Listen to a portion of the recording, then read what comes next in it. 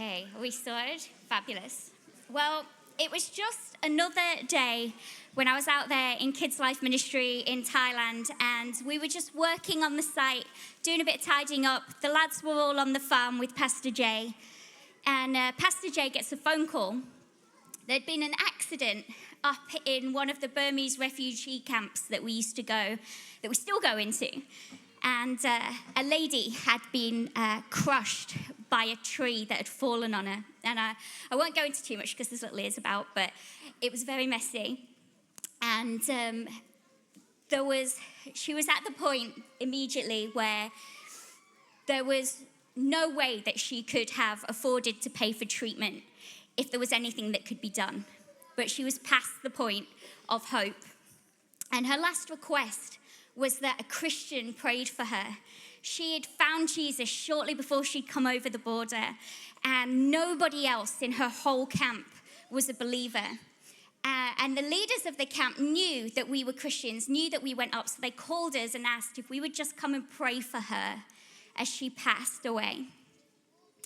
So time was of the essence, and Pastor Jay was ready to go. He was on the farm with the boys, but he asked them first, who's got faith for life after death? And thankfully, all of them put their hands up, which is a good sign when you're running a Bible school.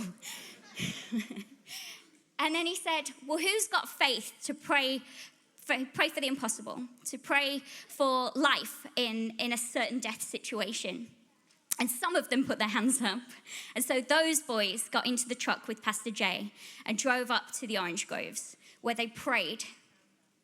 And they got there and they prayed and they started praying, Lord, receive her. Make her passing as peaceful as possible. And then one of them got a bit bold and he started praying, Lord, give her another breath. And she breathed a little bit clearer. And he said, give her another breath, Lord. And she took another breath. And she fought for every breath that came, but she breathed and she breathed and she breathed, and she's still alive.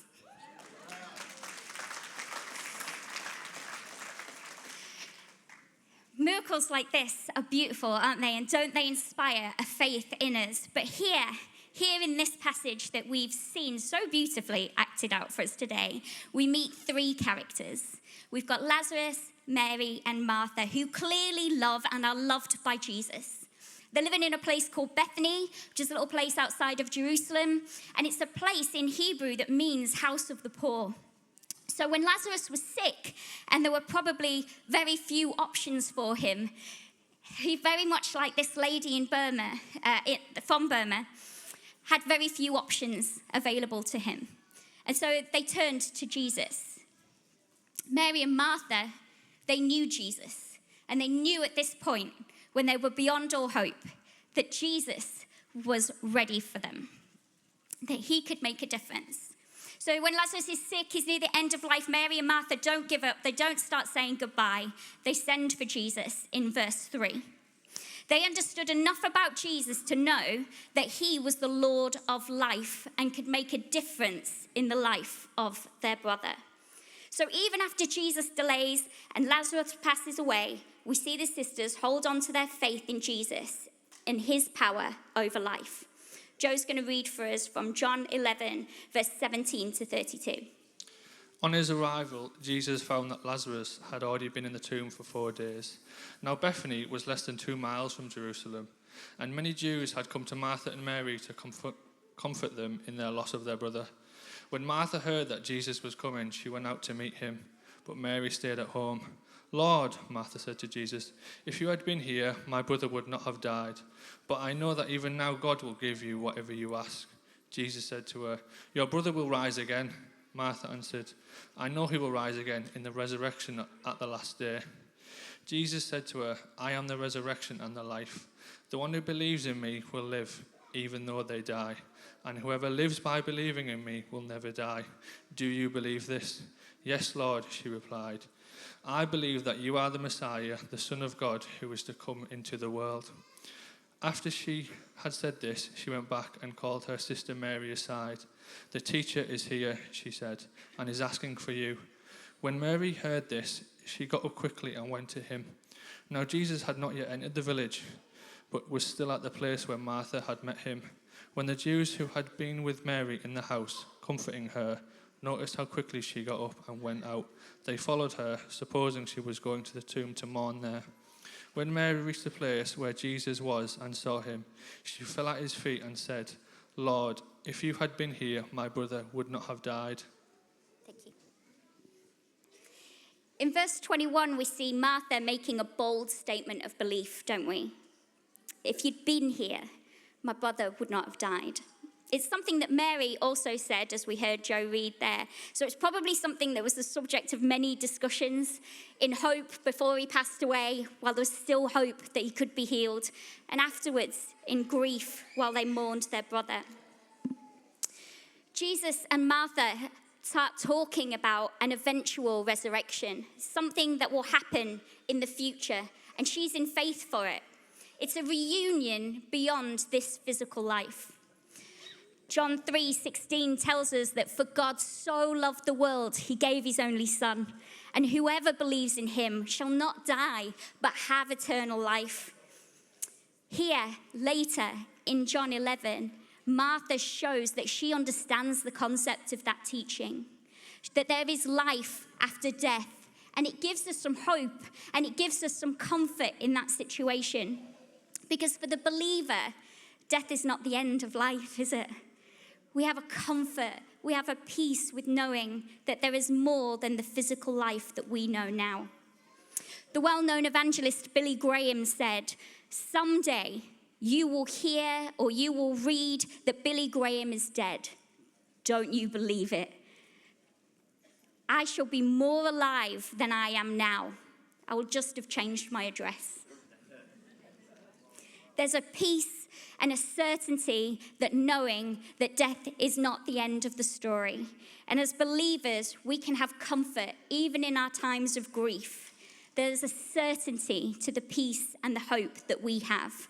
There was a certainty to the peace and the hope that Martha had, that she would see her brother again.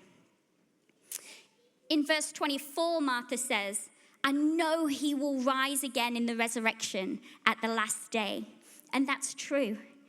But Jesus goes further in that discussion and he says, "I am the resurrection and the life. I am." Whenever we see miracles in the Bible or in our own lives, they are wonderful blessings to us. They are evidence of what Jesus can do. But we also need to recognize that they show us something about who Jesus is, not just what he can do, but who he is. So when Jesus says, "I am the resurrection and the life," he's saying, you're right to believe that I am the Lord of life. But then he goes on to reveal that he's also the Lord of death. The story is not over just because Lazarus died. Jesus is teaching them not to have hope in an unseen concept or a thing that should happen, that we believe is going to happen in the future. He's saying, don't put your hope in that. Put your hope in me. We put our hope in Jesus. So many times in my life I've been asked, how can you believe in something you've never seen? In something that, some place you've never been to? In something what will happen that you've got no evidence of before you? But my answer always have to be, I have Jesus. I know Jesus. And because I know him, I have trust in him. Because I'm in relationship with him, I believe what he says. I believe who he is. So my faith isn't just in life. It's in Jesus who says there is life, and he is life. I have faith for the miracle of eternal life. I have faith that Jesus is with me now in this life, active and moving because he is Lord of this life. But I also have faith beyond this physical life. I have faith for what comes next. Because if he is the Lord of life and the Lord of death, then surely he is the Lord of all. And what can limit you when you are the Lord of all? And yet so often we put limitations on Jesus. Both Mary and Martha said, if you'd been here. Many onlookers would have said, if he was really God. There were many that would have wondered if he really cared about Lazarus. But in reality, the only if in miracles is if it's God's will. So when my situation is hopeless, when it looks like all of my options have died, when there is no earthly way, I hold my faith and I invite Jesus to move if he wills it and if it aligns with his plan. And I rest in the certainty that regardless of whether he moves now or later, there is a miracle of eternity and I will see resurrection regardless. Martha and Mary and all the others who were watching needed to learn this. That's why Jesus was 4 days late. But he wasn't late, was he? And he wasn't helpless just because he died, because he's not limited in life or in death. My youngest daughter, Hope, has a beautiful directness to her, and I can't for one moment imagine where she got that from. But I remember that she was in a conversation with some of her older siblings at Kids Life out there in Thailand, and they were talking about, all the many problems that teenage girls have. And I remember Hope being about 7 at the time, and she looked at her sister and she went, your Jesus must be smaller than my Jesus, because my Jesus could handle that. She then ran very, very fast. But the point is that Hope had a faith, had a knowledge of who Jesus is, and she knew that her Jesus was pretty big. And Hope's Jesus is not bound by science or by natural law. Hope's Jesus is not bound by her understanding or her ability to explain or even by her expectations. So when Lazarus is good and dead and creating quite a stink, as Martha pointed out in the scriptures there, Jesus called Lazarus out of his grave. Why did he do that? Was it because he wanted more time with his buddy? Was it because he couldn't stand watching the sisters cry? I think it's because he wanted us to understand who he is.